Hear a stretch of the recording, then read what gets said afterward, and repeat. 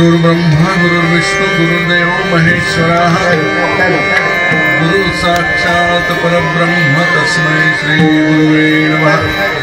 महायोगपीठे तटे भीमरंगा वरं पुण्डरीकाय दातुं मुनिं समागत तिष्ठं दमानन्दकन्दं परब्रह्मलिंगं भजे पांडुरंग खलु प्रथम नामाना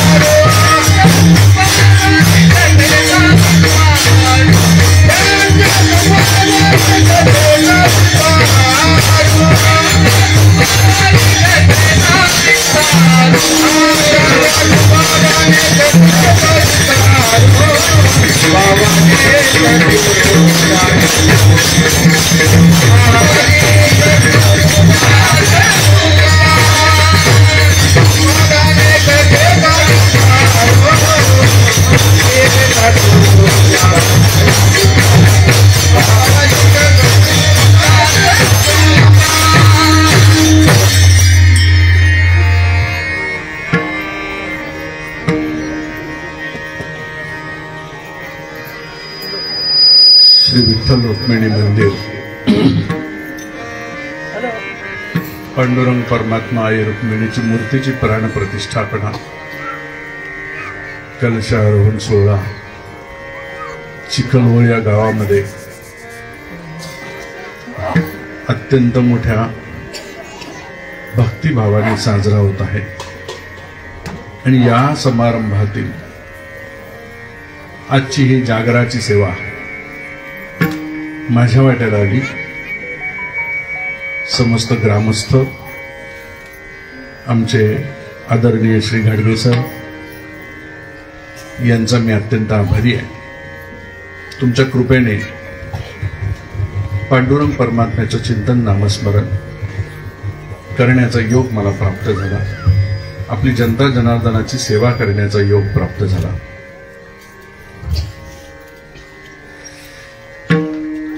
पांडुरंग परमात्म्याचं मंदिर आपल्या गावामध्ये उभं राहणं, भगवंताने येणं भाग्याची गोष्ट आहे, चिरकाळ टिकणारी गोष्ट आहे। मी ज्या ज्या हजारो लोकांचा हातभार याला लागला असेल त्या सर्वांचं कौतुक करतो, आभार मानतो आणि प्रमुख प्रातिनिधिक स्वरूपामध्ये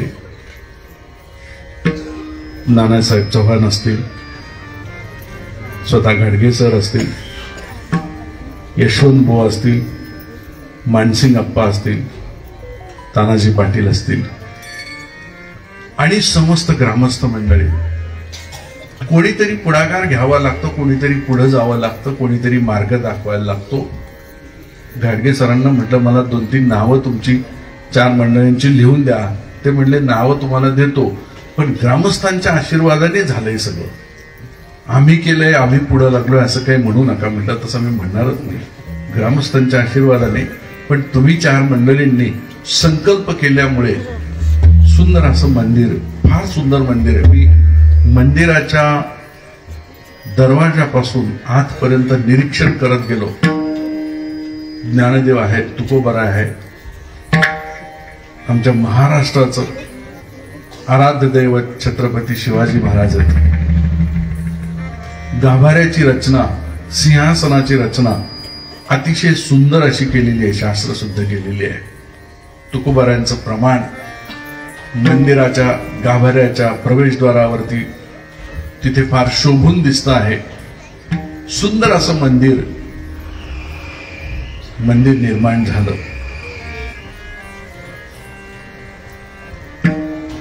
एखादी गोष्ट एका बाजूने बघायची, दुसऱ्या बाजूने पण बघायची, चांगली बघायची, वाईट बघायची, फायद्याची बघायची, तोट्याची बघायची. कशासाठी असं करायचं? अभ्यासासाठी.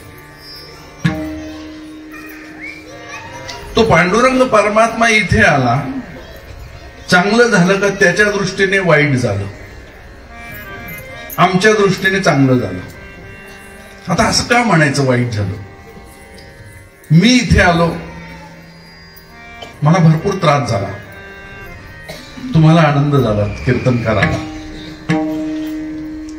पांडुरंग परमात्मा इथे आला, भगवंत अवतीर्ण झाले. अव हा उपसर्ग, तृ म्हणजे तरती, हा धातू जोडल्यानंतर अवतीर्ण झाला म्हणजे खाली आला. खाली आला म्हणजे वर होता, त्याच्या दृष्टीने त्याला खाली यावं लागलं. लक्षात घ्या. आणि अवतार घेणं व्याकरणाच्या दृष्टीने पाहिलं तर चांगलं आहे का? नाहीये. एखादं घर असतं, त्याला विचारलं अमक्या तमक्याचं घर कसं आहे आता, काय अवकळा लागलीये म्हणतो. अवकळा, अवदशा, अवतीर्ण. अव म्हणजे खाली येणं, मूळ भूमिकेपासून खाली आला त्याला म्हणतात खाली येणं. पांडुरंग परमात्मा खाली आला, त्याच्यासाठी त्याचं ते प्रमोशन नाही, त्याचं ते डिमोशन आहे. आणि आमचं मात्र भाग्य आहे की तो आमच्यासाठी इथे आला. तो का आला?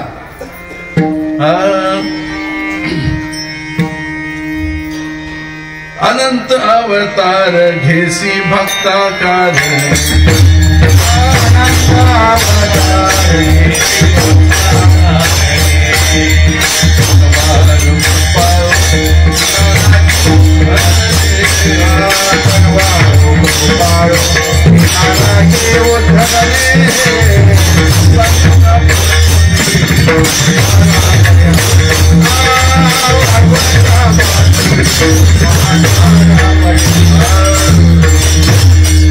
आला कशासाठी?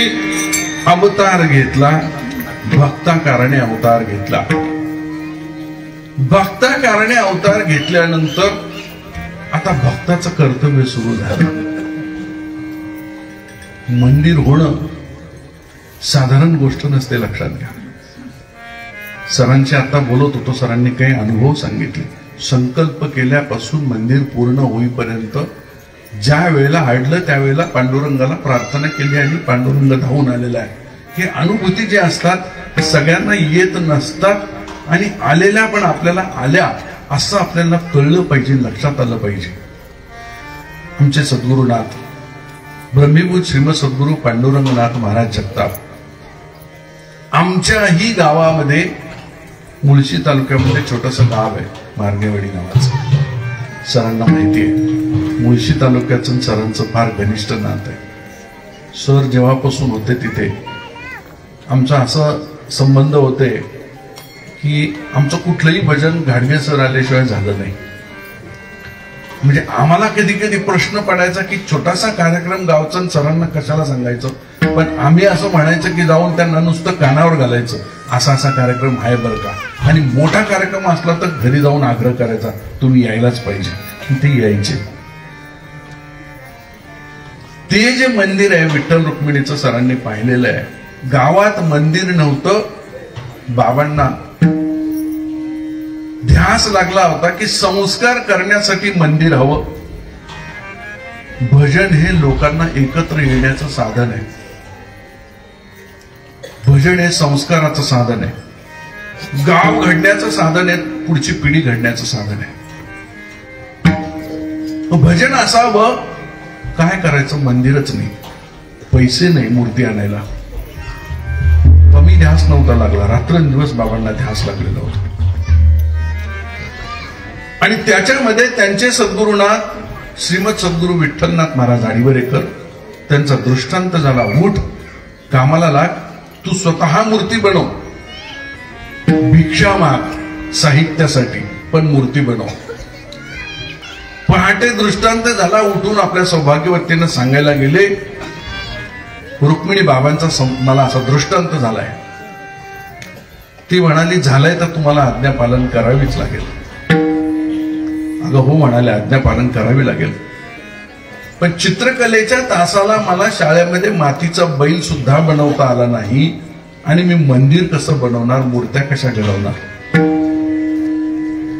ती म्हणाली, बाबांचा दृष्टांत आहे, कामाला लागा. पत्र लिहिलं शिष्यांना की मला अशा अशा सामानाची गरज आहे, सामान करून पाठवा. सामान यायला लागलं, काम सुरू झालं.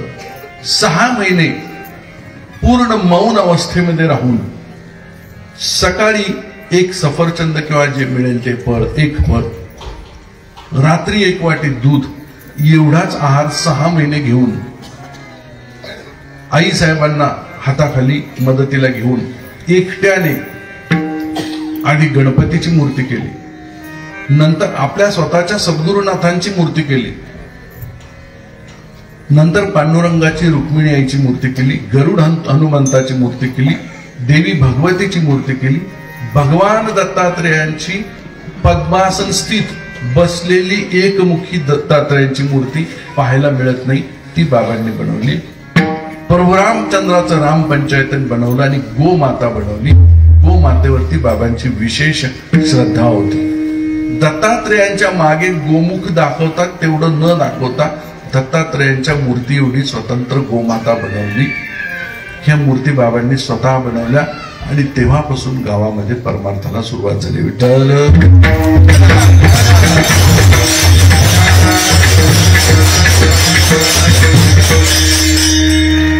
त्यांचे सद्गुरू श्रीमद सद्गुरू विठ्ठलनाथ महाराज आडिवरेकरांची पण अशीच कथा.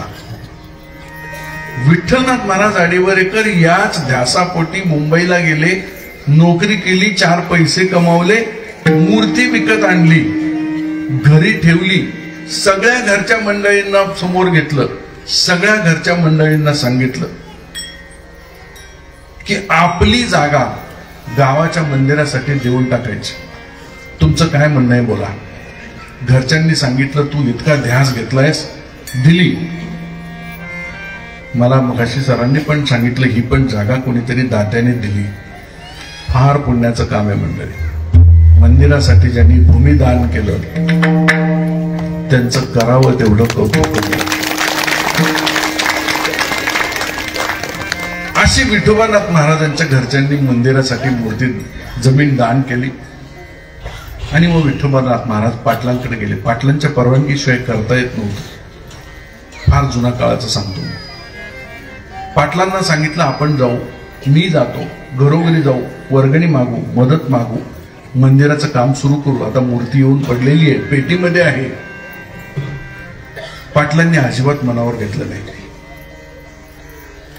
दर महिन्याला विठ्ठलनाथ महाराज मुंबईवरनं यायचे आणि ह्याच्या त्याच्या हातापाया पडायचे. मंदिर झालं पाहिजे, मी जागा पण दिलीये, मूर्ती पण आणली आहे, छोटीशी का वाईना वास्तू तयार करू, सगळ्यांनी मदत करा. कोणी मदतीला येत नव्हतं. 1.5 वर्ष मूर्ती पेटीमध्ये बंद होती. काय असतं आपल्याला सांगतो. 1.5 वर्षाने पांडुरंग परमात्म्याचा दृष्टांत पाटलाला झाला आणि पाटलाला प्रश्न विचारला की तुम्हाला पेटीमध्ये अजून किती दिवस बंद ठेवणार आहेस. पांडुरंगाच्या पाटलाच्या पुढे पांडुरंगाने प्रश्न विचारताना धारण केलेलं रूप हे रौद्र रूप होतं आणि हे रौद्र रूप पाहून पाटील घाबरले, स्वतः उठले आणि सकाळी कामाला लागले आणि नंतर मंदिर तयार झालं कोकणामध्ये फणसगावला. विठ्ठलाला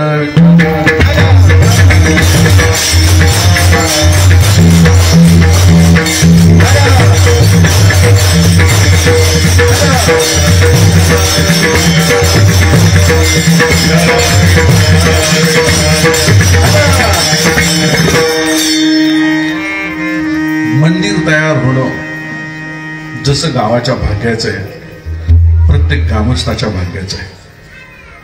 पण त्याच्यामध्ये आपल्याला हात जोडून विनंती करेल, काही ना काही उपक्रम चालू ठेवा. 4 लोक आली पाहिजेत मग भजन होईल असं म्हणू नका. ज्याला आवड आहे त्यांनी एकट्याने टाळ गळ्यात घेऊन भजन करा. एकाचे 4 होतील, 4चे 5 होतील, भजनी मंडळ चांगलं तयार होईल. ही जी मुलं उभे आहेत एवढे तुमचे गावकरी टाळाला उभे राहतील, ते घडेल. पण त्याच्यासाठी प्रत्येकाने संकल्प केला पाहिजे, विशेषतः तरुण पिढी याच्यामध्ये आलं पाहिजे, तर हे संस्कार सगळ्यांच्यावर.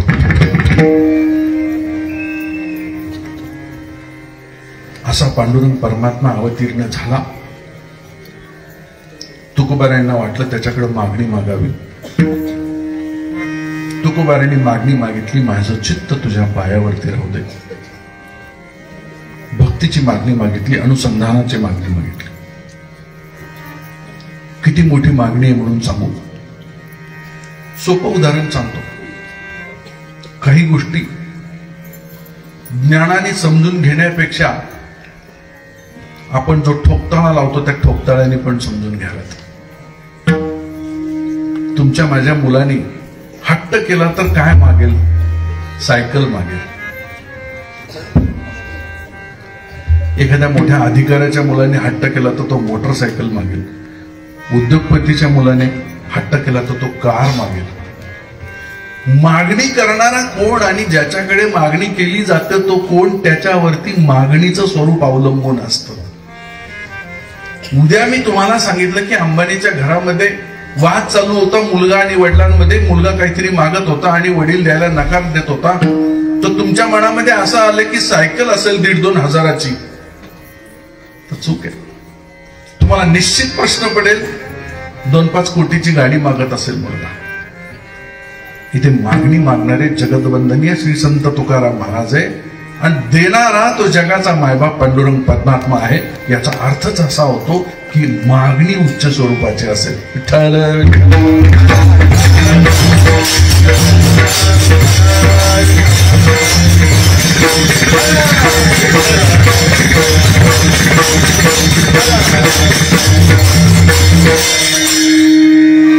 तुकोबाराय म्हणतात, माझं चित्त तुझ्या पायावर लावू दे.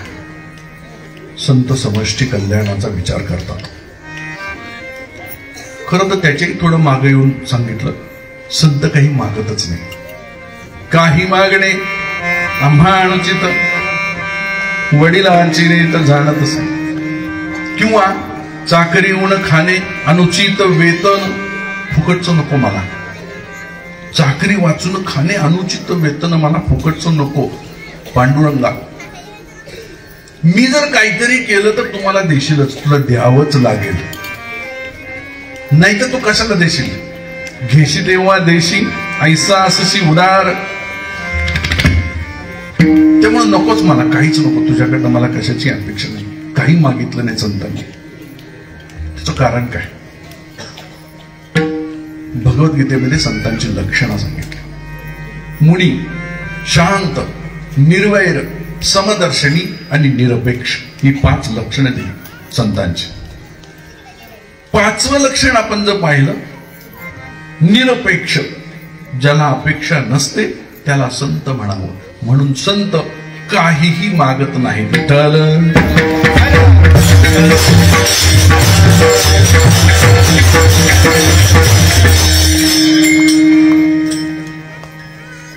पण तरी पण संतांच्या मागणीपर अभंग दिसतात. त्याचं कारण संत समष्टी कल्याणाचा विचार करतात.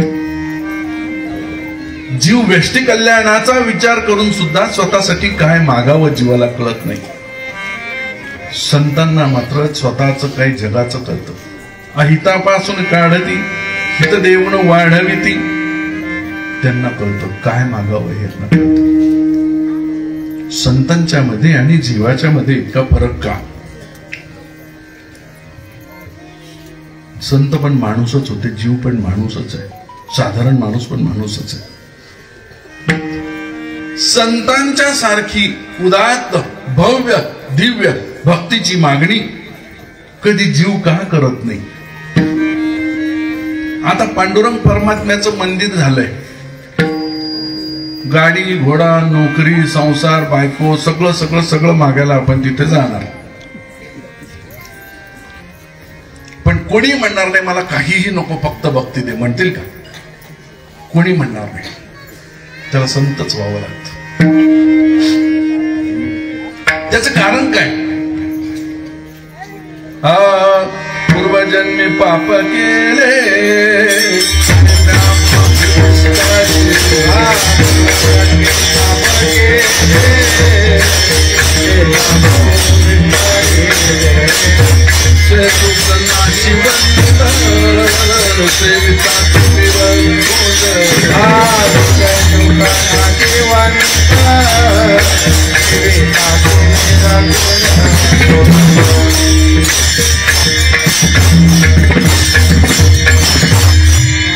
पूर्वजन्मी पाप केले तेम्या बहुविस्तारिले विषय सुख नाशिवंत सेविता तिमिर कोंदले.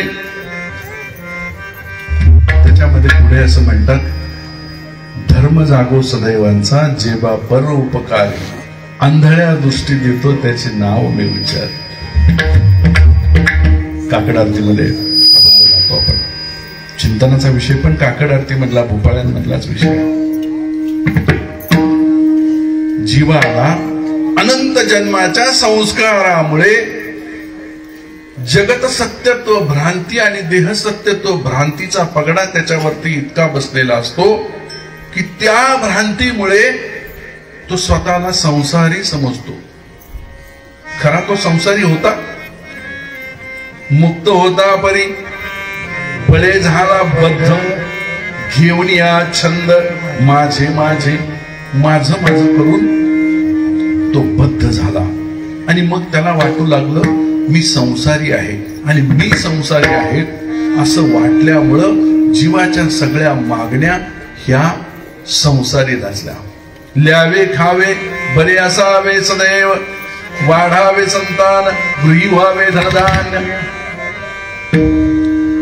हेच करी हाव संसारी. हेच मागू लागला. संतांना तसं वाटलं नाही आणि म्हणून संतांनी मागण्या मागताना भक्तीच्या मागण्या मागितल्या. व्यष्टी कल्याणाचा, समष्टी कल्याणाचा, जाणीवेचा आणि असलेल्या ज्ञानाचा फरक आहे. त्याच्यामुळे मागण्यांमध्ये फरक आहे. विठ्ठल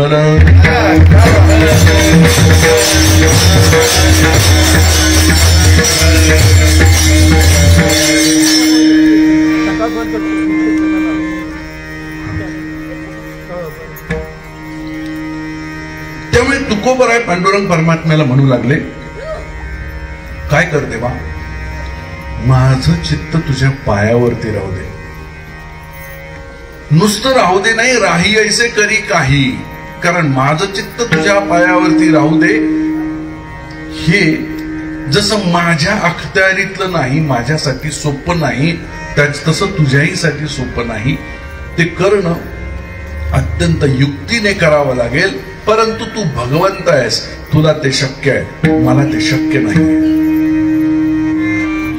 आता चित्त त्याच्या पायावरती म्हणजे काय? पहिली गोष्ट, पायावरतीच का म्हणाले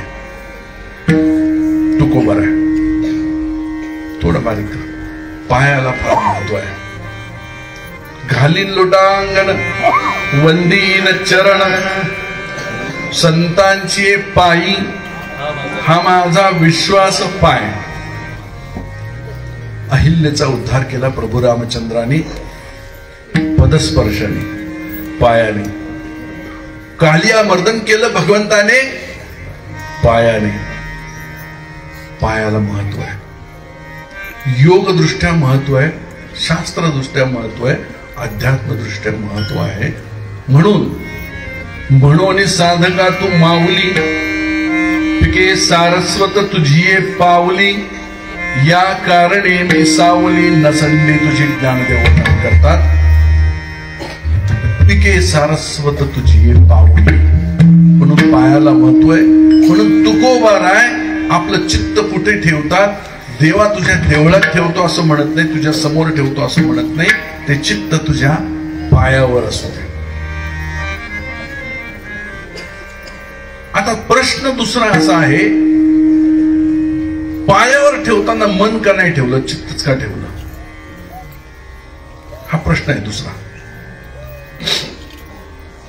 चित्तातील तरंग वृत्ती निर्माण करतात निर्माण झालेल्या वृत्तीप्रमाणे कृती होते, कर्म घडतं. म्हणून चित्त ताब्यात असणं अत्यंत महत्वाचं असतं. म्हणून चित्त अर्पण केलं. दुसरं सांगतो, मन अर्पण केलं असतं तर मनाची देवता चंद्रमा आहे. ते पांडुरंग परमात्म्याला अर्पण करून उपयोग काय? बुद्धी अर्पण केली असती, बुद्धीची देवता ब्रह्मदेव आहे. अहंकार अर्पण करावा तर अहंकाराची देवता रुद्र आहे. चित्ताची देवता विष्णू आहे. पांडुरंग परमात्मा विष्णूचं रूप आहे. म्हणून ते त्याचं त्याला अर्पण केलं. विठ्ठल.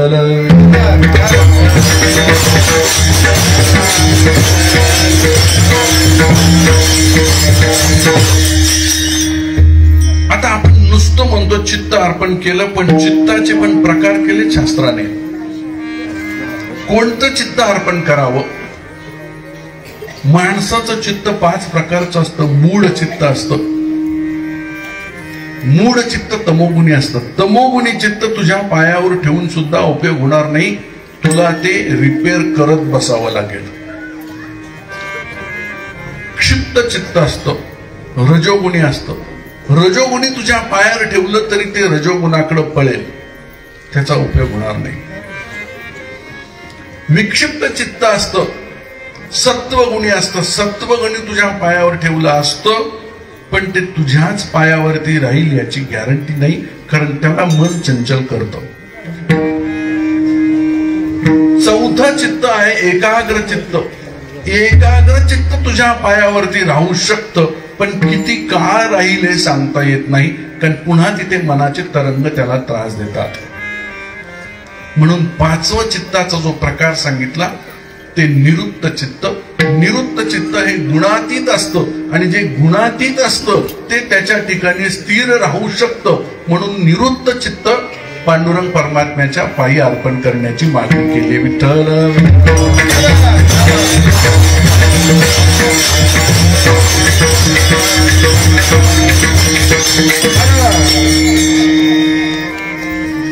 आता विष्णूचाच अवतार असलेला प्रभू रामचंद्र त्याच्या ठिकाणी का अर्पण नाही केलं? त्याचा एक पाय मागे आहे, एक पाय पुढे आहे प्रभू रामचंद्राचा. कृष्णाचा देवडा चरणी आहे असा आहे, आणि माझ्या पांडुरंग परमात्म्याचे पाय सम आहेत, समचरण दृष्टी. त्याचा एक पाय प्रवृत्तीचा आहे, दुसरा पाय निवृत्तीचा आहे. म्हणून प्रवृत्ती आणि निवृत्ती ये ओझे निघे चित्ती, अखंड चित्त वृत्ती माझ्या ठाई. याचं ओझ घेऊ नको. प्रवृत्ती आणि निवृत्ती एकत्र करून अखंड चित्त आणि वृत्ती माझ्या पायी ठेव. म्हणून तुकोबाराय चित्त पांडुरंग परमात्म्याच्या ठिकाणी अर्पण करतात. विठ्ठल.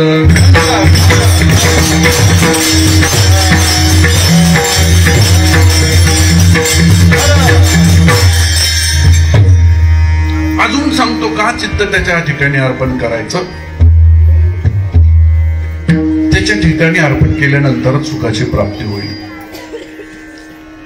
तुम्ही असं म्हणाल माझा बंगला आहे, गाडी आहे, घर आहे, सुख आहे, सुविधा आहे, त्यांच्यामध्ये मला आनंद वाटतो, देवळात कंटाळा येतो, पण ही गल्लत कुठपर्यंत होते? जोपर्यंत जीव सुखाची व्याख्या चुकलेला आहे तोपर्यंत. इंद्रियांच्या द्वारे, विषयांच्या द्वारे, शरीराच्या द्वारे प्राप्त होणार सुख याला जोपर्यंत जीव सुख म्हणतो तोपर्यंतच ही गल्लत होते. ज्या वेळेला त्याला खऱ्या सुखाचा पत्ता कळतो तेव्हा त्याला तिथं जर गेल्यानंतर शिवाय सुख वाटणार नाही. अजून उदाहरण सांगतो, नीट समजून घ्या. मला फार आनंद होतोय की इतक्या बहुसंख्येने लोक बसलेली आहेत, शांत ऐकतायत.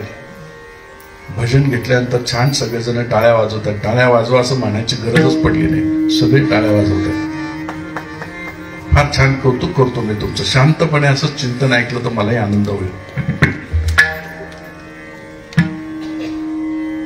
मी असं म्हणत होतो, मी आज इथे आलो सरांनी मला आग्रह केला, आजचे दिवस राहण सकाळी सकाळी निघा. म्हटलं चालेल. समजा सरांनी मला उद्या आग्रह केला तर मी म्हणेल नाही मला जमणार. नाही नाही, अहो तुमच्या घरी 1 पक्वान्न मिळत असेल, मी 5 पक्वान्न देतो तुम्हाला, पण माझ्याकडे राहाच. तर बळबळ उद्याचा दिवस मी राहील. परवा मात्र सरांनी 10 पक्वान्न दिले तरी मी पळून जाईल. मला माझ्या घरी जे सुख वाटतं ते त्यांच्या घरात वाटणार नाही. त्यांना माझ्या घरी, त्यांच्या घरी जे सुख वाटेल ते माझ्या घरी वाटणार नाही. लक्षात ठेवा. नुसतं पुढे अजून सांगतो. एखाद्या गावामध्ये इथला मुलगा शहरामध्ये गेला शाळा शिक्षण नोकरीसाठी, आणि तिकडे त्यांनी समजा लव्ह मॅरेज केलं, आणि खेड्यातली शहरातली सुखवस्तू मुलगी खेड्यात घेऊन आला. 4 लोक माझ्यासारख्याकडे आले, दादा तुम्ही चला आणि घरी समजून टाका. म्हणलं काय सांगू? नाही म्हणले, त्यांची भांडणं वगैरे मिटली, पण हे टिकलं पाहिजे, मंडळींना मार्गदर्शन करा.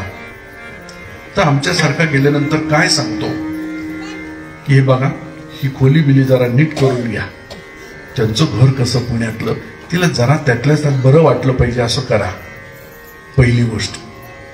आणि दुसरी गोष्ट आहे का, उद्याच्या उद्या शेणाची पाटी घेऊन तिकडं शेण टाकायला लावू नका. काय सांगतो लक्षात घ्या. जेवढा विरोधाभास तिला वाटेल तेवढं दुःख तिला होईल, आणि जेवढी समानता तिच्या घरामध्ये आणि तुमच्या घरामध्ये तिला वाटेल तेवढं सुख तिला होईल. मी कोणत्याही मुलीबद्दल बोलत नाही, मी चित्ताबद्दल बोलतोय. माझ्या चित्ताला माझ्या घरामध्ये सवय झाल्यामुळे त्याला बरं वाटेल, पडकं धडकं का असेना.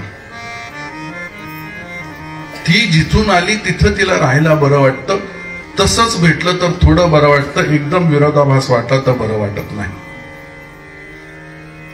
मूळ चिद्रूप असलेलं चित्त, सच्चिदानंद असलेलं चित्त,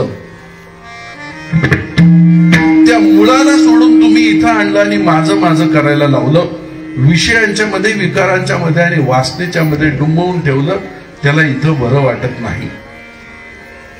त्याला त्याच्या मुळाकडे गेल्यानंतर बरं वाटतं. अजून सांगतो. एक माणूस मस्त स्वच्छ पांढरे कपडे घातले, शहराला जायला निघाला. त्याचा हात चुकून असा लागला, तिथे कोळसा होता. कडक इस्त्री केलेला पांढरा शर्ट काळा झाला. त्याचा मित्र 5 मिनिटांनी तिथे गेला, बघतोय तर हा कोळसे घेऊन उघळत बसला होता. तू काय करतो म्हटला. म्हटलं इतका राग आलाय मला, परीट घडीचे स्वच्छ पांढरे वस्त्र घालून शहराला निघालो काय, आणि हा कोळसा लागला, शर्ट काळा झाला. घासून घासून स्वच्छ केल्याशिवाय राहत नाही म्हणला, आता काळापणाच घालवतो त्याचा. मित्राने सांगितलं किती घासलास तरी त्याचा काळापणा जात नसतो. नाही नाही मी घालवणार. अरे असं करू नको बाबा, तू या रागामध्ये तुझ्या इथे थोडासा त्याचा स्पर्श झाला होता, आता ह्या हाताला झालाय, तोंडाला झालाय, हात झाले, सगळे काळे झाले, अजून काही करू नकोस. नाही मला याचा कलर बदलायचाच म्हटला. बरं तुझा मित्र मी आहे म्हटलं, तुझं जबाबदारी ती माझी जबाबदारी, सगळे कोळसे उचलून माझ्या हातात दे. तू काय मित्रच म्हटला, बदलून देणार? हो देणार म्हटलं, माझ्या हातात दे. त्यांनी ते कोळसे घेतले, म्हटलं माझ्या मागे मागे चल. 5-10 पावलं पुढे गेल्यानंतर एक भट्टी पेटलेली होती, कोळसे उचलले, भट्टीत टाकले, इथे बैस म्हटला. बरं मला सांग म्हटला, तुझ्या हातातले 5-6 कोळसे मी घेतले होते ते हेच ना? हो हेच म्हटला, माझ्या समोरच टाकले. तू काळे होते ना? हो काळे होते. आता कसे दिसतात? लाल दिसतात म्हणला, टोमॅटो प्रमाणे. तुला हेच पाहिजे होतं ना म्हटला, त्यांचा कलर काळेपणा घालवायचा होता ना? हो. मी घालवलं की नाही म्हटलं? हो घालवलं म्हटला. दृष्टांत संपला. काय शिकलो आपण याच्यामधून? जो कोळसा काळा होता त्याचा लाल झाला, त्याचं कारण असं, तो जिथून आला तिथं गेला. कसं काही तू त्याचा कलर घालवला असतो? म्हणला अरे तो जिथून आला तिथे मी त्याला घालवला, त्याचा जन्म तिथला आहे, त्याचं मूळ स्वरूप ते आहे. त्या मूळ स्वरूपापासून बाजूला गेल्यानंतर ही माया त्याला लागल्यामुळे तो काळा पडला, तो लालच होता. तसा हे जे चित्त आहे ते चिद्रूप आहे, सच्चिदानंद आहे. विषयांच्या संयोगाने विषयी झालं म्हणून त्याला विकार जडले आणि ते विकारी वाटू लागलं, परंतु ते मूळचं आनंदी आनंद आहे. विठ्ठल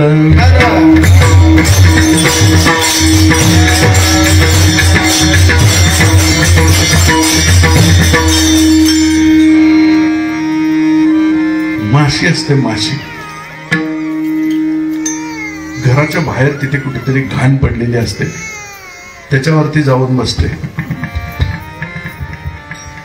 तीच माशी घरामध्ये पाहुणे आल्यानंतर समोर मिठाई वाढून ठेवली, मिठाईवरती येऊन बसते. पण त्याच पाहुण्यांना थोडे निखारे दिले प्लेटमध्ये, त्याने निखाऱ्यावर बसते का माशी? तिला चांगलं कळतं की त्या घाणीवर बसलं तरी चालेल, त्या मिठाईवर बसलं तरी चालेल, पण या निखाऱ्यावरती जर मी बसले तर मी जळून भस्म होईल. मनाचं तसंच आहे. मन जोपर्यंत विषयांमध्ये आहे तोपर्यंत त्या विषयाचा भोग भोगत राहत. त्याच्या पायावरती गेल्यानंतर मनाचं मन पण संपतं. विठ्ठल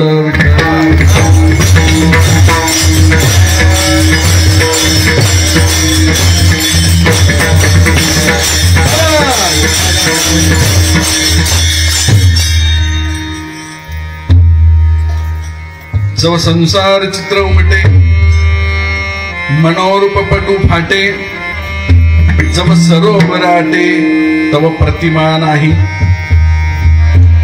ते सच्चिदानंद असलेलं चित्त आणि हे विषयांकडे ओढी घेणारं मन, याच्यामध्ये एक पूल आहे. तो पूल म्हणजे मन आहे. आणि ते मन कसं आहे? चंचल आहे. संकल्पे सृष्टी रची, सवेची विकल्पोनी मोडी, मनोरथाची उतरंडी उतरी रची, हे असलं मन आहे.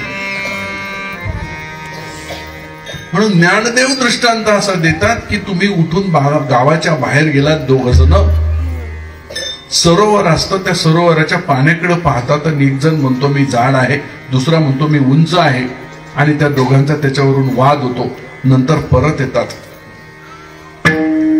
वेगवेगळी रूपक तयार करतात. नाही नाही नाही, तुझं बरोबर नाही, मी किती जाड मस्त दिसत होतो. तो म्हणतो नाही नाही, मी किती उंच दिसत होतो. पाण्यामधली प्रतिमा. 2 महिन्यानंतर पुन्हा दोघं जण जातात. दोघांना आठवतं की किती वाद झाला होता आपला. बरं ठीक आहे, आज बघू म्हणून म्हणतात, आणि सगळं तळं आटलेलं असतं. ठणठणीत कोरडी जमीन असते. जव सरोवर आटे तव प्रतिमा नाही. संसाराचं आणि विषयाचं सरोवर चित्त त्याच्या पायी नेल्यानंतर आटून जातं. त्याला फक्त पांडुरंग परमात्मा, त्याचं प्रेम आणि खरं सुख दिसू लागतं. आणि त्या खऱ्या सुखाची प्राप्ती व्हावी, त्याची भगवंताची प्राप्ती व्हावी म्हणून तुकोबाराय त्याला प्रार्थना करतात.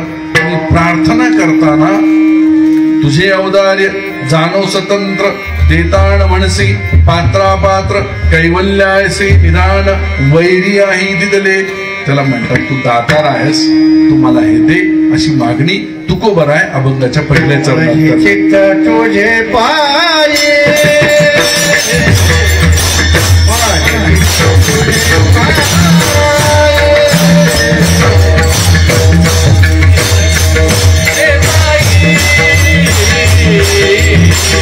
माझे चित्त तुझे पायी,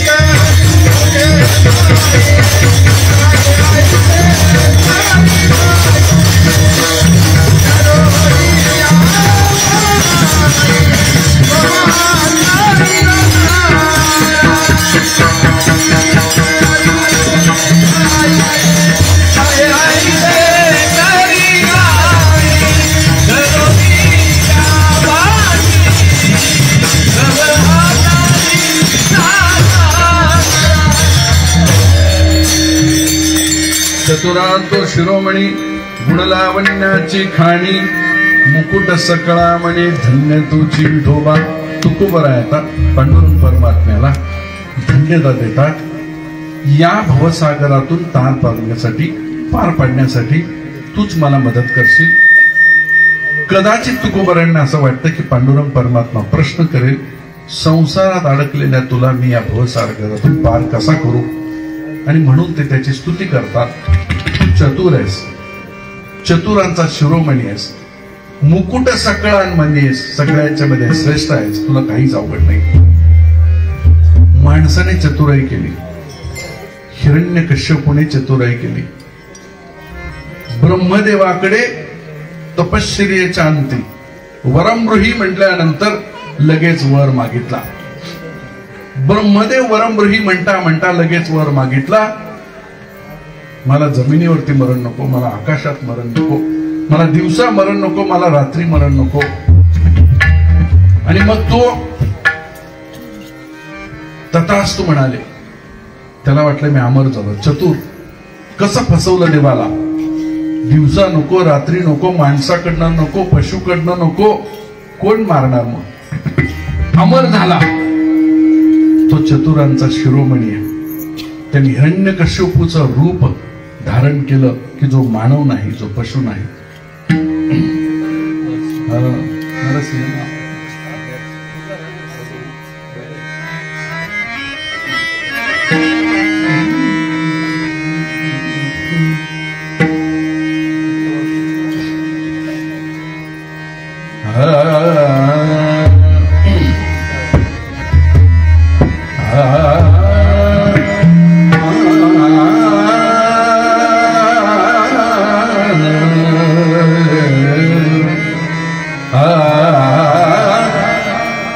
नरसिंहनाथ मोरे, नरसिंहनाथ, नरसिंहनाथ, नरसिंहनाथ. का बाई बोला.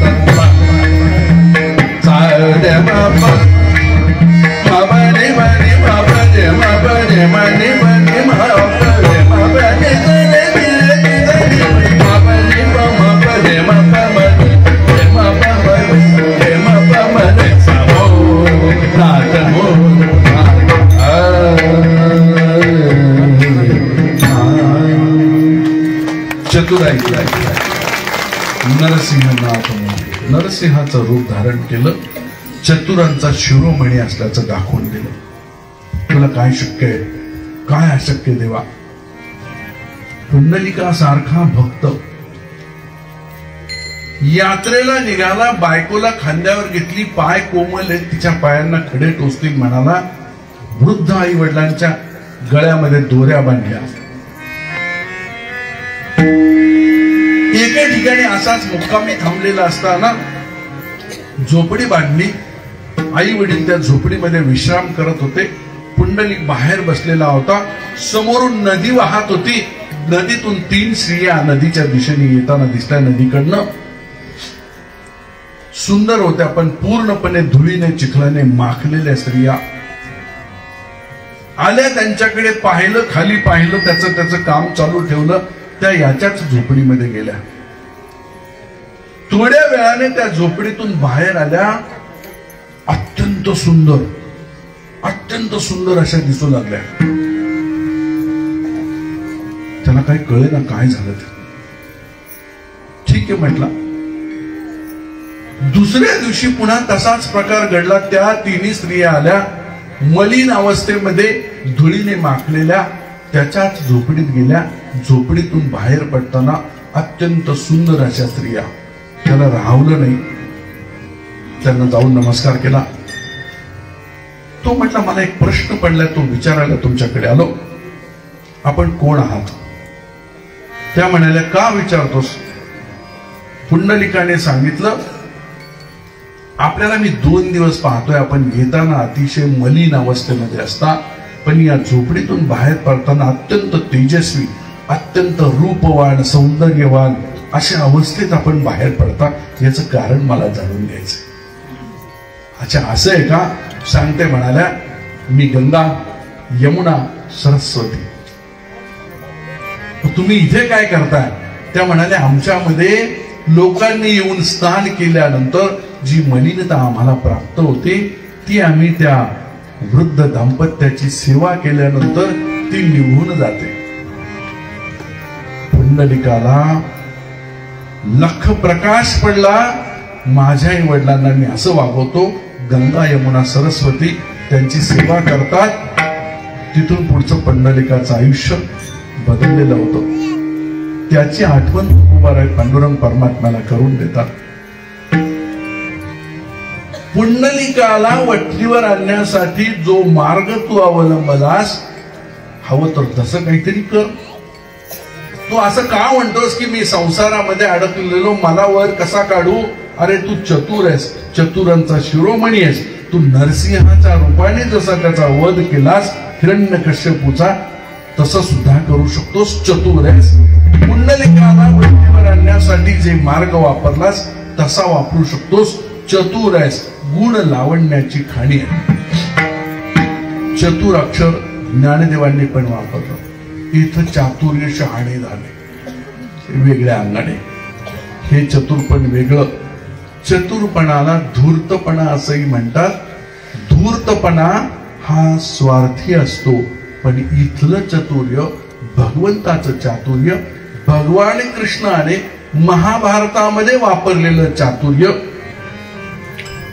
भक्तांच्या कल्याणासाठी असतो.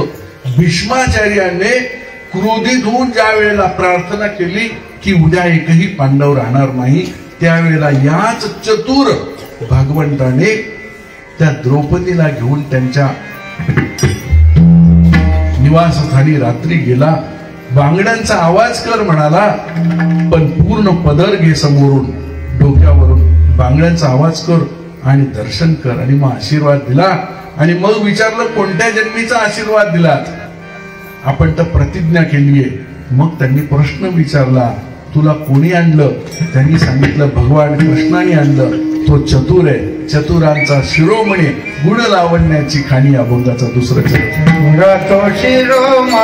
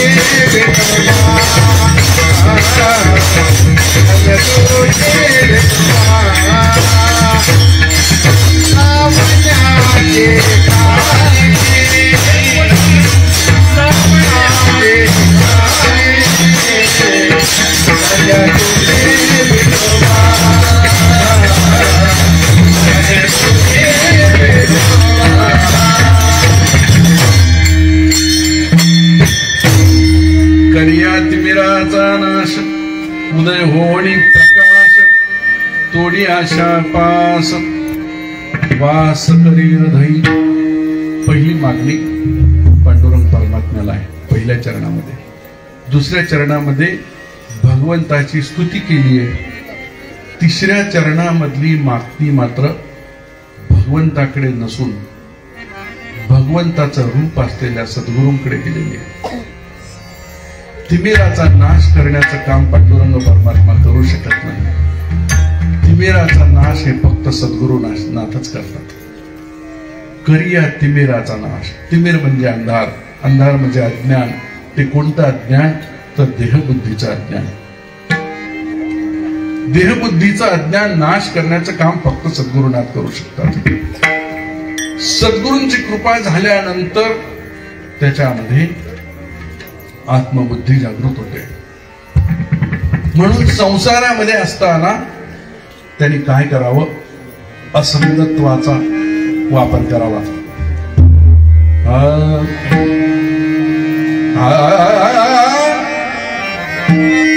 नकली रे संग राही रे नकली रे संग राही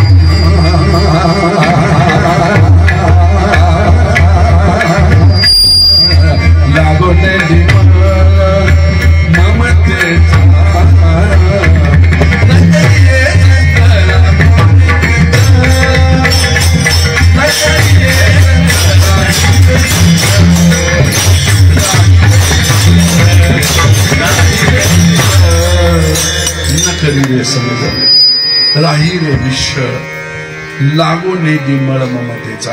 संसारामध्ये कसा राहा, संसार कर, पण संसार करत असताना ममतेचा मळ स्वतःच्या अंतःकरणाला चित्ताला लागू नको देऊ.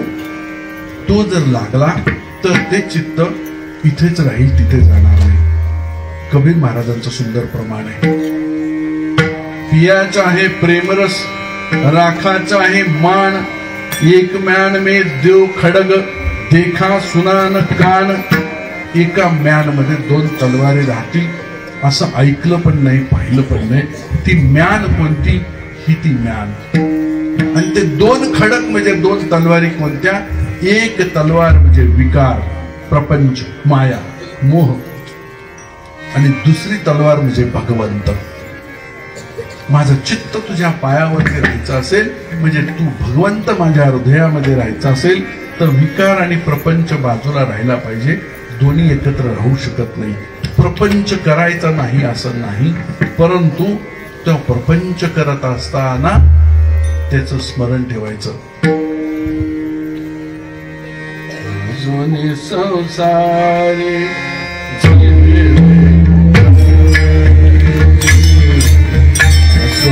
संसारी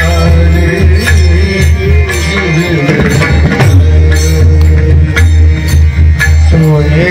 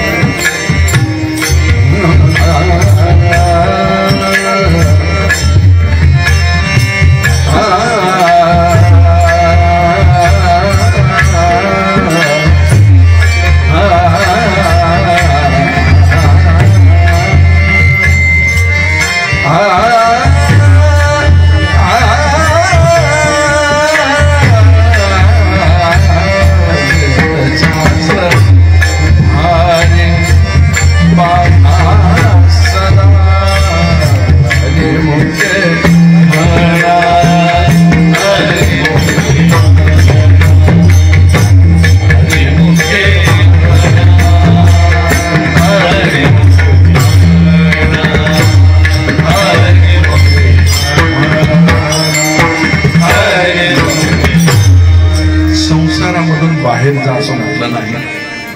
संसार करा, पण संसारामध्ये असताना नामस्मरण करा, भक्ती करा. ज्या सद्गुरूंना प्रार्थना करतोस, करिया तिमिराचा नाश, उदय होऊन प्रकाश, त्या सद्गुरूंच्या प्राप्तीसाठी नामस्मरण केलं पाहिजे. संसारामध्ये आस, पण संसारामध्ये असताना नामस्मरण कर. एकदा काय झालं, एक सरदार निघाले घोड्यावरनं. घोड्याला तहान लागली असं जाणवल्यानंतर एका शेतकऱ्याच्या शेतात घुसले. पाण्याजवळ त्या घोड्याला नेलं. रहाट गाडगं चालू होतो, मोठं पाणी धो धो तिथं पडत होतं. घोड्याला पाण्याजवळ नेलं आणि घोडं बिथरलं. त्याचं कारण त्या रहाट गाडग्याचा आवाज खूप येत होता. कशी बशी पराकष्टा करून जाऊन त्या घोड्याला धरून आणलं आणि तो सरदार त्या शेतकऱ्यावरती खेकसला. हे रहाट गाडगं बंद कर पहिल्यांदा. त्यांनी ते बंद केलं. रहाट गाडगं बंद केल्यानंतर पाणी बंद झालं. तो म्हणला, अरे पाणी हवंय, पाणी प्यायचंय त्याला. तो म्हणला, तुम्हीच सरदार सांगितलं रहाट गाडगं बंद कर म्हणून. तो म्हणला, रहाट गाडगं चालू कर, असं कर, त्याचा आवाज बंद कर. शेतकऱ्याने सांगितलं, क्षमा मागतो, असं होणं शक्य नाही.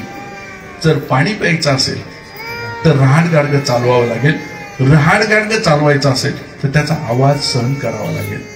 माणसाच्या जन्माला यायचं असेल तर प्रपंच परमार्थ सगळं करावं लागेल. प्रपंचाची भुनभुन सहन करत असताना पांडुरंग परमात्म्याचं चरण आसोनी संसारी जीवे वेग करू विठ्ठल विठ्ठल.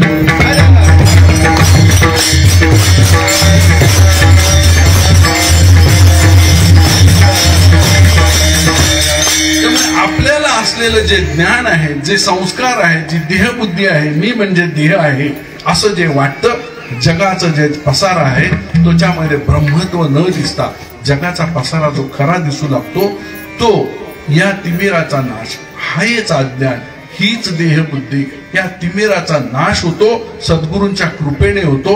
आणि मग सद्गुरूंच्या कृपेने झाल्यानंतर तो पांडुरंग परमात्मा त्याचे पाय तिथे राहिल्यानंतर कसा दिसतो किंवा तो कुठे राहतो किंवा तो कसा असेल त्याचं स्वरूप कळतं.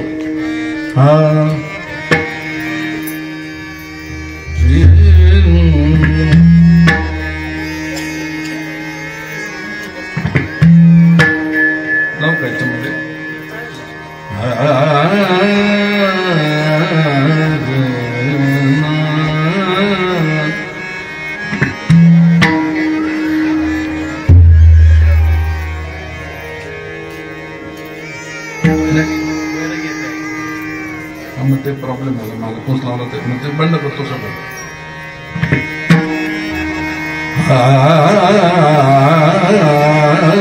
फक्त आवाज होता.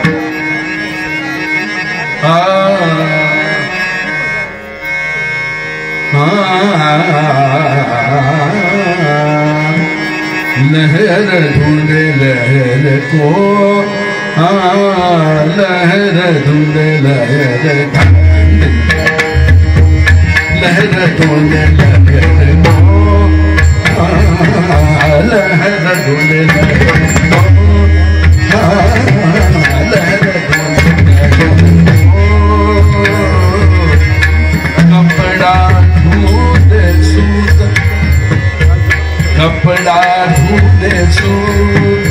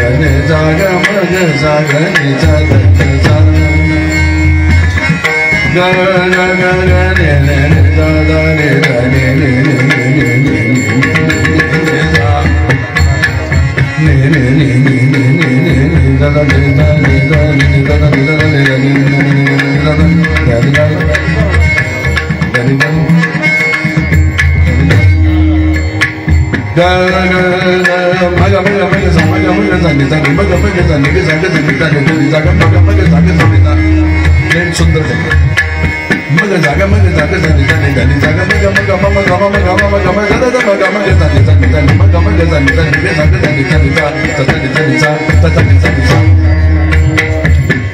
मग मग मग मग दादा दादा दादा मग ममा गजा गगा चली दादा निजा निजा गगा गगा मग मग दादा दादा मग मग मग मग दादा दादा मग मग जागा झाली झाली झाली जागा मग दादा जागा मग दादा जागा मग ला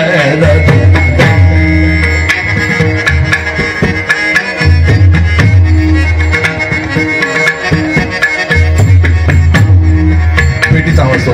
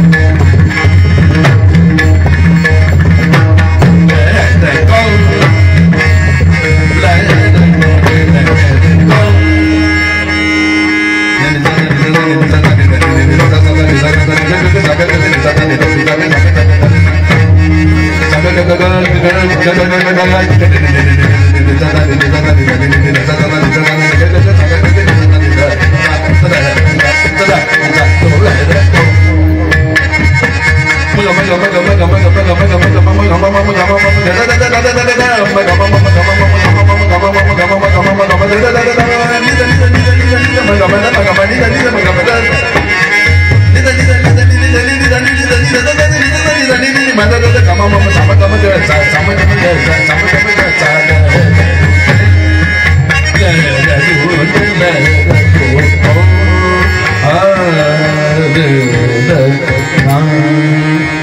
कबीर महाराजांच्या प्रमाणे काय ज्ञान होतं ते सांगण्यासाठी घेतलं. लहर ढूंढे लहर को, लाट म्हणते पाणी कुठे शोधूया. कपडा ढूंढे सूत को, कपडा म्हणतो सूत कुठे जरा शोधायला जाऊ. कुठं असतो सूत? कपड्याच्या हात असत. जीव ढूंढे ब्रह्म को, तीनों उत के उत, तिन्ही कुठे आहे? तिथंच आहे. पाणी कुठे आहे? लाटेतच आहे. सूत कुठे आहे? कपड्यातच आहे. ब्रह्म कुठे आहे? जीवातच आहे. ह्याला म्हणतात प्रकाश, याला म्हणतात ज्ञान. करिया तिमिराचा नाश हे होऊ शकतं आणि हे सद्गुरूंच्या कृपेनेच होऊ शकतं. म्हणून ही तिसरी मागणी सद्गुरूंना केलेली आहे. करिया तिमिराचा नाश, उदय होऊनी प्रकाश, तोडी आशा पास. हे ज्ञान प्राप्त होण्यासाठी येणारी अडचण म्हणजे 7 पाश. मायापास, मोहपास, ब्रह्मपास, तसे आशापास. तो आशापास जो आहे तो आशापास तू माझा तोडून टाक. मला या आशांपासून निवृत्त कर आणि मला तुझं खरं स्वरूप दिसू दे. आता यावरी सुख जे एक विध देख, जेणे एकेची अशेख विसरे जीव. ज्ञानदेव असं म्हणतात, अरे तुला खरं सुख कळलंच नाही. खरं सुख कुठे आहे? तर ज्या सुखाची प्राप्ती झाल्यानंतर आता मला काहीही प्राप्त व्हावं असं वाटतच नाही. त्याचं कारण सुख. म्हणून तिमीर म्हणजे काय? तर मी दिवस आणि रात्र पैशाच्या मागे धावतो. तिमीर अज्ञान. आणि प्रकाश म्हणजे काय? तर शिवाजी महाराजांनी पाठवलेलं सोनं आणि रूप परत पाठवलं. सोने आणि रुपे आम्हा मृत्तिके समान म्हणाले. तुकोबरायांना ते सोनं आणि रूप मातीसारखं वाटणं, त्याच्यामध्ये रस न वाटणं. मला फक्त रस कुठं आहे? भगवंताच्या चरणामध्ये असं वाटणं, याचं नाव प्रकाश. हे अज्ञान नाहीसं करण्याचं काम सद्गुरू महाराज करतात. म्हणून त्यांनी प्रार्थना केलेली आहे. एकदा सर्वांनी भजन करा. विठोबा रखुमाई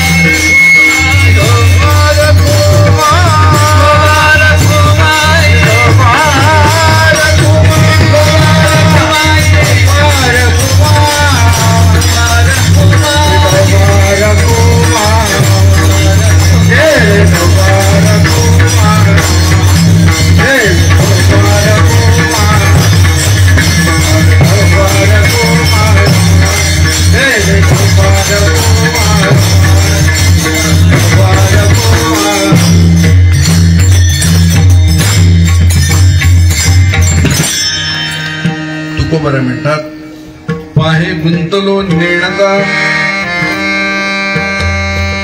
माझी असो तुम्हा चिंता, तुका ठेवी माथा पायी आता राखावे. तुकोबरा म्हणतात, अजाणतेपणे गुंतलो, या संसारामध्ये आलो, संसारी झालो,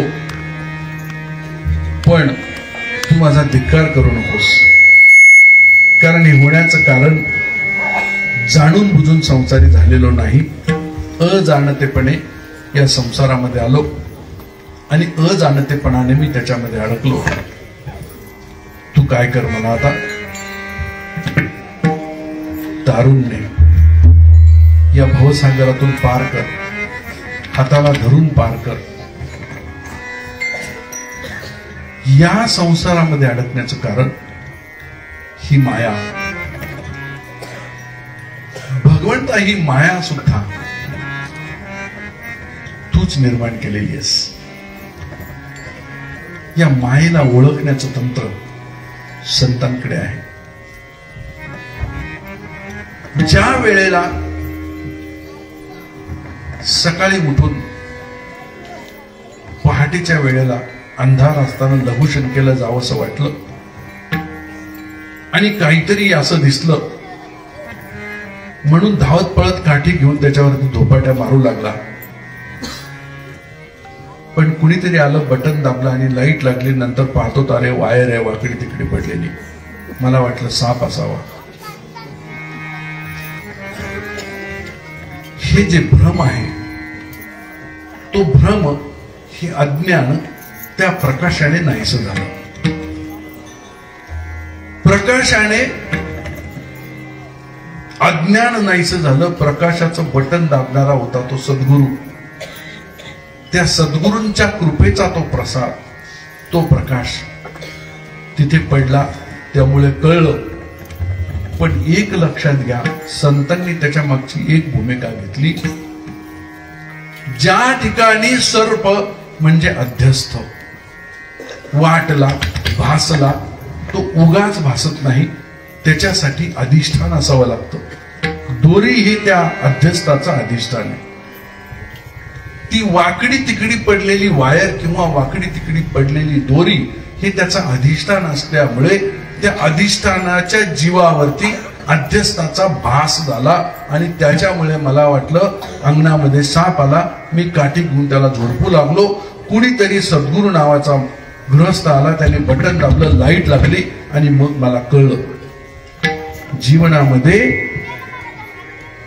माया सुद्धा अशीच आहे.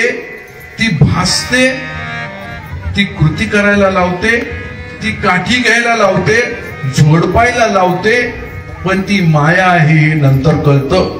पण संतांना त्याच्या पुढची एक गोष्ट कळते की जरी ती माया असली तरी ती कोणाच्या तरी अधिष्ठानावरती उभी आहे आणि ते अधिष्ठान म्हणजे तो भगवंत आहे.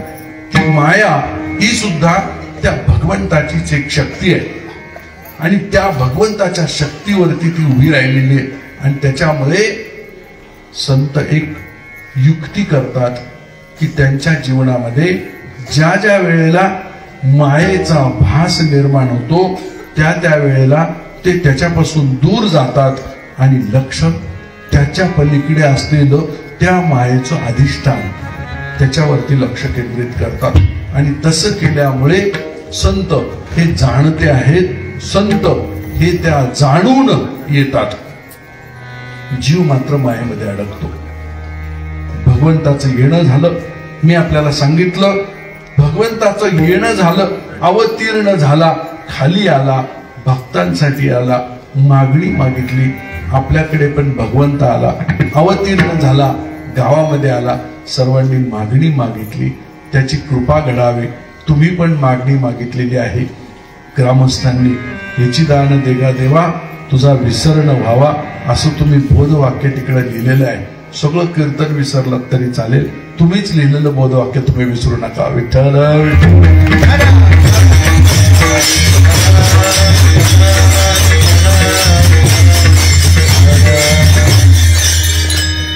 मंदिरांमध्ये एक प्रकारची शक्ती प्राण प्रतिष्ठापना करतानाच निर्माण झालेली असते. दुसरी गोष्ट अखंड पावित्र्य नांदत असतं. तिसरी गोष्ट वास्तूची रचना अशा प्रकारे केल्यानंतर त्याचे वाइब्स, त्याची शक्ती आपल्याला प्राप्त होत असते. साधी गोष्ट सांगतो, ध्यानाची साधना करण्यासाठी सुद्धा आपण कुठे कुठे बसावं. ज्ञानदेवांचा 6वा अध्याय वाचल्यानंतर खूप डिटेलमध्ये ज्ञान मिळतं, तो भाग वेगळा. साधूच्या ठिकाणी, मंदिरात, जलाशयाजवळ, संगमाजवळ, शिवाच्या ठिकाणी ध्यानाची साधना खूप चांगली होते. का ठिकाणांना महत्व आहे, का मंदिरांना महत्व आहे, त्याच्यामधलं पावित्र्य आपल्याला आपोआप लाभ देत असतो. आणि तो लाभ घ्यायला जितकी मंडळी तिथं जातील तितके ते पावित्र्य वाढत असतो, साधना वाढत असते. त्याच्यामुळे त्या मंदिरांचा आपल्याला वाटतं इथे काय आहे, पण तिथे खरंच ती शक्ती असते. तुम्ही तिथे जा, भजन करा, पूजन करा, प्रार्थना करा, त्याचा फायदा निश्चित होत असतो. अशी मंदिरांची रचना आपल्या संपूर्ण हिंदुस्थानामध्ये आहे. पांडुरंग परमात्म्याचं जे मंदिर आहे समचरण आहे, समत्व दाखवणार आहे. अर्जुना समत्व चित्ताचे तिची सार जाण योगाचे. योगाच्या साधनेनंतर चित्ताला येणारी अवस्था ही पांडुरंग परमात्म्याच्या भक्तीमुळे भगवत भक्ताला प्राप्त होत असते. त्यामुळे अशा प्रकारचं मंदिर आपल्या ग्रामस्थांच्या कृपेने, आपल्या सर्वांच्या हातभाराने आणि या 5 मंडळींच्या पुढाकाराने इथे झालेलं आहे. प्रयागराजचे अनुभव सांगा म्हणतात. थोडा वेळ घेतो आता, वेळ तशी आपली झालेली आहे. प्रयागराजमध्ये कुंभमेळ्यामध्ये खरं तर गर्दीची आणि याची परिस्थिती पाहिली, तुषारदादांच्या सारखंच मलाही पळून जावं असं वाटत होतं. तुषारदादा गर्दीला घाबरले, आले नाहीत आमच्याबरोबर, पण खरीच परिस्थिती होती. काही लोक मेली पण तिथे. पण तुम्हाला सांगतो, त्या योगींच्या सरकारने जी व्यवस्था केलेली आहे आणि ज्या प्रकारची टेंट सिटी त्यांनी 10,000 एकरमध्ये उभी केली, असं जगात कुठेही होऊ शकत नाही. इतकं सुंदर काम त्यांनी केलं होतं, जगामध्ये होऊ शकत नाही. मोठमोठ्या संस्थांनी त्यांचं कौतुक केलं. मी स्वतः डोळ्यांनी पाहिलं. करोडो चक्कर प्लेट त्या नदीच्या पात्राच्या बाजूला पसरवलेल्या होत्या. मलाही या गर्दीमुळे आणि त्या सगळ्या प्रकारामुळे घाबरून मी पण घाबरलो होतो. पण माझं त्यांनी कीर्तनच ठेवलं होतं तिथे आणि हिंदीमध्ये कीर्तन करायला सांगितलं होतं. मला अनुभव म्हणजे काय तुम्हाला सांगतो, तर मला व्यवसायाच्या निमित्ताने मला कधी कधी कोर्टामध्ये इंग्लिशमध्ये बोलावं लागतं. बाकी संप्रदायामध्ये आपण मराठीत बोलतो, पण हिंदीचा फार कमी संपर्क येतो आपला. आणि मला तिथे हिंदीमध्ये कीर्तन करायचं होतं. भाषा कशी मांडावी याचंच मला टेन्शन पडलं होतं. मॅटर काय होईल ते होईल. अभंग, हिंदी अभंग तुकोबारायांचा घेतला होता. पण मी त्या भूमीमध्ये गेल्यानंतर ज्या संगमाच्या जवळपास आमचा एक तंबू होता आणि त्याच्यामध्ये फार मोठा 5,000 लोक माझ्या कीर्तनाला उपस्थित होते. 5,000 लोक. आणि ज्या प्रकारचे व्हाईब्स गंगा मैया, सरस्वती मैया, त्रिवेणीच्या संगमाने तिथे निर्माण झाले होते, सगळ्या भक्तांच्या संगमाने तिथे जे व्हाईब निर्माण झाले होते, ते मी असा ओघवताय आणि बोलत गेलो. काय बोललो लोकांना माहिती. हिंदी पण अतिशय उत्कृष्ट दर्जाची आणि चिंतन अतिशय खोलातलं असं झालं. त्या ठिकाणी मी माझी वैयक्तिक ही अनुभूती आपल्या पुढे कळणार पण नाही. दुसरी व्यवहारातली अनुभूती म्हणजे मला पहिल्यापासून आरोग्याच्या दृष्टीने, मी सर्दीचा कायमचा पेशंट असल्यामुळे मला थंड पाण्याची खूप ॲलर्जी. मी थंड पाण्याच्या जवळ गेलो की मला त्रास होतो. मी नंतर 8 दिवस आजारी पडलोच म्हणून समजा. पण संगमाच्या ठिकाणी दिवसभर गर्दी असते म्हणून तिथे असलेल्या कडाक्याच्या थंडीमध्ये आणि पहाटे 3 वाजता मी डुबक्या मारल्या त्याच्यामध्ये थंडीमध्ये, पण मला सर्दी सुद्धा नाही झाली तिकडनं आल्यानंतर. इतकं त्या स्थानाचं महत्व आहे. त्याच्याही नंतर मला परत नर्मदेमध्ये स्नान करायचा योग आला. त्या नर्मदेमध्ये सुद्धा असंच मला अनुभूती आली. ही सगळी सद्गुरूंची कृपा असते. सरांना आमचं स्थान महात्म्य माहिती आहे. मारणेवाडी नावाचं गाव छोटंसं, ब्रह्मपूज श्रीमद सद्गुरू पांडुरंगनाथ महाराजांची समाधी तिथे आहे. बाबांनी माझ्याच हातनं त्यांच्याच कृपेने त्यांचं ध्यान मंदिर करून घेतलं. मी तिथे छोटंसं ध्यान मंदिर बाबांचं केलेलं आहे. लोक येतात तिथे ध्यानाला बसतात. आणि माझ्या परिचयातले नव्हे, परंतु यांना माहिती आहे, सरांना पण माहिती आहे, अनेक महात्मे स्वामी स्वरूपानंदांच्या पर्यंत तिथे आले. त्या ध्यान मंदिरामध्ये आल्यानंतर ते ध्यानाला बसल्याशिवाय बाहेर जात नाहीत. संगीत क्षेत्रामध्ये पुण्यामध्ये म्हणजे भारतामध्ये सगळ्यात मोठा म्हणायला हरकत नाही संगीत महोत्सव पुण्यात होतो. त्याचं नाव सवाई गंधर्व संगीत महोत्सव, महाराजांना माहिती असेल. त्या सवाई गंधर्व संगीत महोत्सवामध्ये गायन वादन केलेले अनेक कलाकार आमच्या इथे दरवर्षी येतात. पद्मश्री पंडित सुरेश तळवलकर गुरुजी, पद्मश्री पंडित तुळशीदास बोरकर गुरुजी, पद्माताई तळवलकर, म्हणजे किती नावं घेऊ मी तुम्हाला. अनेक महान कलाकार तिथे येत असतात, वाजवत असतात. यावर्षी पण पंडित सुधीर नायक आहेत, अनेक लोक आहेत, कलकत्त्याचे कलाकार आहेत. हे सगळी लोक त्या स्थानाच्या महात्म्याने अक्षरशः मोहित झालेले आहेत. समाधीचं दर्शन घेतल्यानंतर त्यांना ज्या वाईब्स मिळतात. डॉक्टर विनोद देऊळकर नावाचे एक तबलावादक होऊन गेले, फार महान तबलावादक, अकाली गेले बिचारे. परंतु शेवटच्या वेळेला ज्या वेळेला दीनानाथ मंगेशकर हॉस्पिटलमध्ये ऍडमिट होते, कमरेची खालची शक्ती पूर्ण गेली होती, फक्त उठून बसत होते.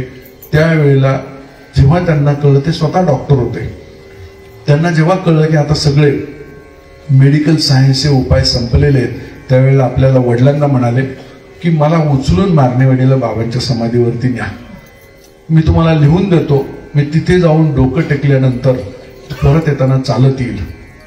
आणि कोणी ऐकायला तयार नाही म्हणून सारखा हट्ट करून करून करून शेवटी उतरले, पण शक्ती पायाखालची गेलेली होती, पडले, फार पूर्ण सपशेल आडवे पडले. मग वडिलांनी आरडाओरडा केला, मग नर्स आल्या, मग उचलून घेतलं, मग सांगितलं तुला सांगितलं होतं आता तुझी जाण्याची अवस्था नाही. इतकी या मंडळींची अनेक कलाकारांनी तिथे येऊन सेवा सादर केलेली आहे.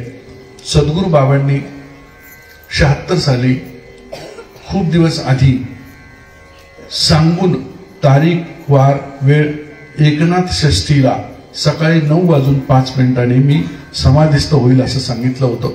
बातमी कळली, न्यूजपेपरला बातमी आली, आमच्या गावाला पंढरपूरचं रूप आलं होतं. सगळ्या गावामध्ये दोऱ्या बांधाव्या लागल्या, कासरे आणले पहिला लोकांचे, आणि ते कासरे बांधले. इकडनं जायची वाट, इकडनं यायची वाट, इतकी लोक दर्शनाला होती. आणि ठीक नाथ षष्ठीच्या दिवशी 8 वाजता बाबा ध्यानाला बसले आणि 8 ते 9:05 ते ध्यानस्थ अवस्थेमध्ये होते. 9:05 ब्रह्मरंध्रामधून प्राण जाऊन बाबांनी समाधी ठरलेल्या दिवशी घेतलेली आहे. 72 साली आमच्या गावामध्ये ज्यावेळेला दुष्काळ पडला होता, त्यावेळेला सगळ्यांनी बाबांना प्रार्थना केली काहीतरी करा. त्यांनी सांगितलं चहा सुद्धा न करता उद्या सगळ्यांनी मंदिरात लहान मुलांच्या सह या. आणि त्यांनी मंदिरामध्ये सगळ्यांना कोंडून 7 वाजल्यापासून ते संध्याकाळी 4 पर्यंत टाहाव फोडला होता. श्रीराम जय राम जय जय रामच्या जपाचा. बेंबीच्या देठापासून ओरडून लहान मुलांसह सगळ्यांनी जप करायचं म्हटले. संध्याकाळी 4 वाजता ढग दाटून आले आणि फक्त आमच्या मारणेवाडी गावावरती धो पाऊस पडला होता 1972 साली. अनेक गोष्टी आहेत, चमत्कार फार कमी केले, परंतु ध्यानाला बसल्यानंतर आमच्याच घराच्या बाहेरची एकदम खोली जिथं पांडुरंगाच्या मूर्ती ठेवल्या होत्या त्याच्यासमोर ते ध्यानाला बसायचे. ध्यानाला बसल्यानंतर मोठमोठे सर्प येऊन त्यांच्या मांडीवर खेळायचे आणि निघून जायचे. असं अनेकदा झालंय आणि हे दृष्टीने स्वतः पाहिलेली मंडळी आजही गावामध्ये उपस्थित आहेत. चमत्काराची गोष्ट सोडून द्या, परंतु वेदांताच्या अंगाने स्वरूप ज्ञान म्हणजे काय, आत्मज्ञान म्हणजे काय, आत्मबुद्धी म्हणजे काय, मी कोण आहे नावाचं सुंदर पुस्तक वेदांतपर असं त्यांनी छोटं पुस्तक लिहिलं की ज्याच्यातून वेदांताची भूमिका पक्की होऊन जाते. मी कोण आहे असं त्या ग्रंथाचं नाव. आपल्या सद्गुरूंचं 24 अध्यायांचं ओवीबद्ध चरित्र सद्गुरू बाबांनी लिहिलं. त्याच्यामध्ये त्यांना आलेल्या अनेक अनुभूती, मग ते स्वरज्ञान असेल, प्रकाश ज्ञान असेल, नादानुभूती असेल, अशा अनेक ज्ञानांचा समावेश त्याच्यामध्ये असलेलं चरित्र त्यांनी आपल्या सद्गुरूंचं लिहिलं. साधकाला तूर्तबोध नावाचं छोटं पुस्तक लिहिलं. सद्गुरू महिमा अगाधची नावाचं एक पुस्तक लिहिलं. आणि त्यानंतर ही सगळी ग्रंथ बाबांनी लिहून झाल्यानंतर मला एक दिवशी असाच आत्ता अलीकडे मागच्या 5-6 वर्षामध्ये दृष्टांत झाला. आणि एक मार्गी एक टाकी ज्याला आपण म्हणतो, पेन टेकवल्यानंतर शेवटपर्यंत एकच टाकी सद्गुरू बाबांचं चरित्र त्यांनीच माझ्या हातून लिहून घेतलं. त्याच्या काही प्रति मी इथे आणलेल्या आहेत, सरांच्याकडे देतो. ज्यांना वाचण्याची जिज्ञासा मुमुक्षुत्व आहे त्यांनी ते वाचावं. असंच श्रीमद सद्गुरू विठ्ठलनाथ महाराज आडिवरेकर आमच्या सद्गुरूंचे सद्गुरू बाबा, त्यांचंही चरित्र मी लिहिलं आणि त्यांच्याही चरित्राच्या काही प्रति मी आपल्याला देणार आहे. त्यांच्या बाबतीत एकच गोष्ट सांगीन आणि थांबीन. 1946 साली सद्गुरू विठ्ठलनाथ महाराज आडिवरेकरांनी समाधी घेतली. आमचे बाबा श्रीमद सद्गुरू पांडुरंगनाथ महाराज जगताप यांनी त्यांचा देह जमिनीमध्ये पुरून त्याच्यासमोर ज्ञानेश्वरी ठेवून, पैसा नसल्याने तिथे वरती समाधी बांधायला सुद्धा पैसा नव्हता म्हणून आडवी दगड अशी आणून मांडून तीच बाबांची समाधी असं समजून बाबा तिथून जांभे गावावरनं मारणेवाडी गावाला निघून गेले 1946 साली. 1.5 वर्षानंतर 1948 साली बाबांना आणि आमच्या आईसाहेबांना एकत्र एका वेळी दृष्टांत झाला. बाबांना शाल मागितली, मला शाल दे, मला थंडी वाजते. आईसाहेबांना सांगितलं मला कॉफी दे, मला थंडी वाजते.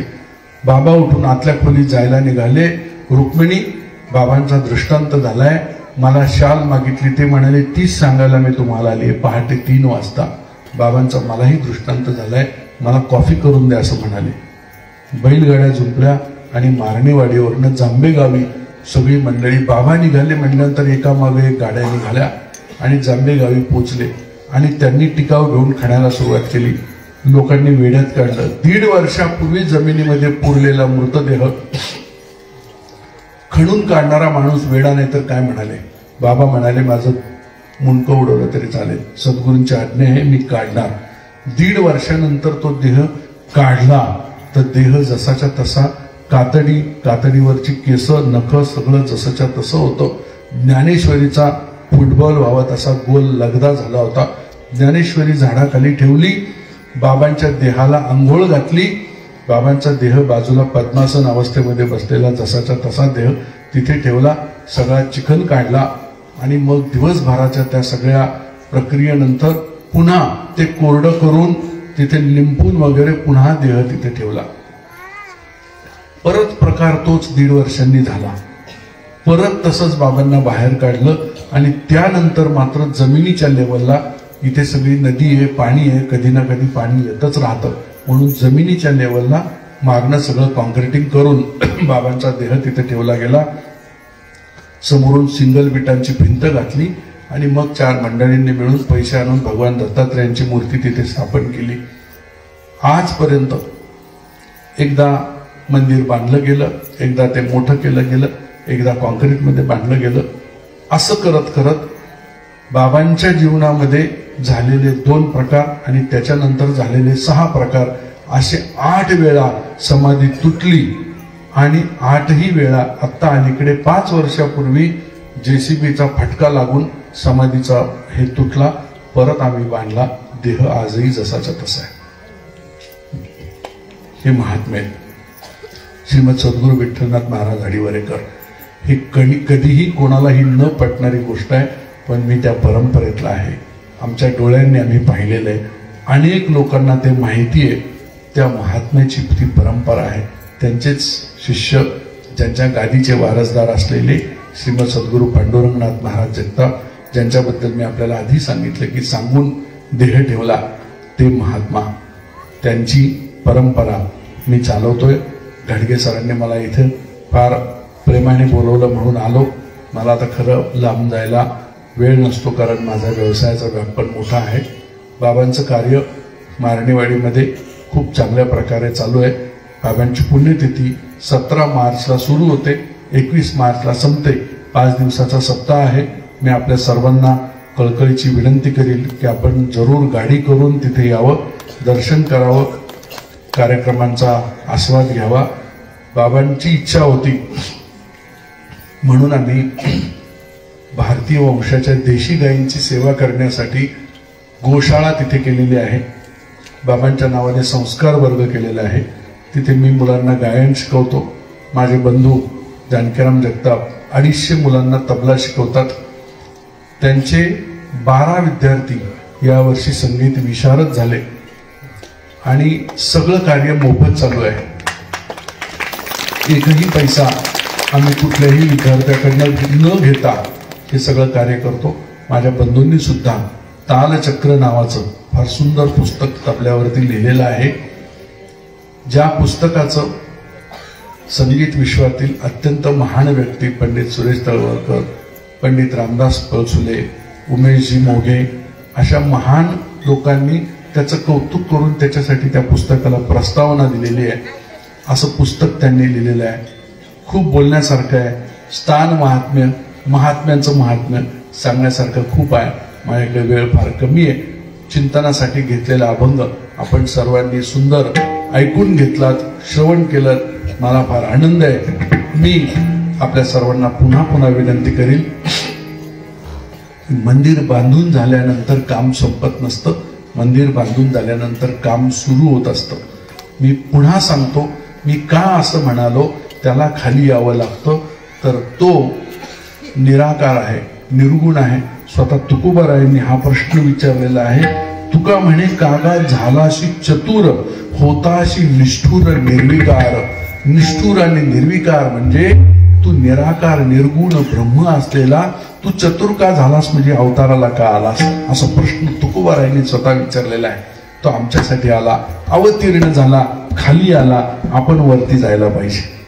आपण 2 पायऱ्या चढून त्या पायऱ्यापर्यंत त्यांच्याकडे जायला पाहिजे आणि तिथं काहीतरी भजलं पाहिजे, भजन केलं पाहिजे, नामस्मरण केलं पाहिजे. ज्याच्या योगे आपल्या गावावरती, आपल्या परिवारावरती निश्चित कृपा होईल. साधी गोष्ट सांगतो. शास्त्र असं सांगतं, शास्त्र शुद्ध एक प्रणवाचा उच्चार एका वास्तूमध्ये केल्यानंतर त्याची गुंजन त्या वास्तूमध्ये 18 तास राहतात. म्हणून वास्तुशांतीला पूर्वी पूजा अर्चा होम हवन सगळं व्हायचं, पण भजन निश्चित करायचे लोक. नाद ब्रह्माची आराधना निश्चित करायची. तुम्ही भजन करा, गावामध्ये घरांमध्ये करा. त्याचं फार महत्व आहे. या मंडळींनी फार मेहनत घेतलेली असते. शास्त्र शुद्ध म्हणजे म्हणतो म्हणजे हे महाराज 10 म्हणल्यानंतर 10च वाचतो, तिट म्हटल्यानंतर तिटच वाचतो. ते त्याचा त्यांनी अभ्यास केलेला असतो, साधना केलेली असते. ती साधना करा. आज हे घोरपडे महाराज मला असे अचानक प्राप्त झाले आमचे काळे महाराजांच्या ओळखीने, कारण माझे साथीदार आज कुठे कुठे अडकले. मी गमतीने तुषार महाराजांना म्हणत होतो, आमचे तुषारजी केळकर सुद्धा तुमच्या गावाला येऊन गेलेले आहेत, पण आकाशवाणीचे बिहाय ग्रेडचे हार्मोनियम वादक आहेत. ते गातात पण सुंदर, पण त्याच्यापेक्षा ते प्रोफेशननी हार्मोनियम वादक आहेत. मोठ्या मोठ्या कलाकारांना हार्मोनियमची साथ संगत करत असतात. आणि कसली अडचण असली तरी मला नाही म्हणत नाही, माझ्याबरोबर संवादिनीच्या साथीला येतात. तसे घोरपडे महाराज आमचे फार स्वतः कीर्तनकार आहेत. ते तुमच्याच भागातले आहेत, पण ते काय सुंदर आज मला त्यांनी पकवाजाची साथ केली. मला आमची लोक नाहीये त्याची उणीव भासली नाही. बालचमूंचं नृत्य टाळ घेऊन तरणा देह नटला, भगवंताच्या नाम अनुसंधानामध्ये नटला. ही कृपा आणि ही त्यांचं जीवन निश्चित उज्ज्वल केल्याशिवाय राहणार नाहीये. आणि हे महाराज कुठले आहेत मला माहिती नाही बहुत. चितळीचे आहेत. साधा गावाकडचा माणूस आहे, पण यांनी गायलेला राग पण ते जसाचा तसा फॉलो करतायत. किती कौतुक असं करतात. आणि सगळ्यात महत्वाचं म्हणजे मला आज त्यांचाच आधार होता, दुसरा कोणाचा आधार. फार सुंदर. सगळ्यांचं मी पुन्हा कौतुक करतो, सगळ्यांचे आभार मानतो, सगळ्यांच्या चरणी वंदन करून सेवेला पूर्णविराम देऊया. ज्ञानेश्वर माऊली.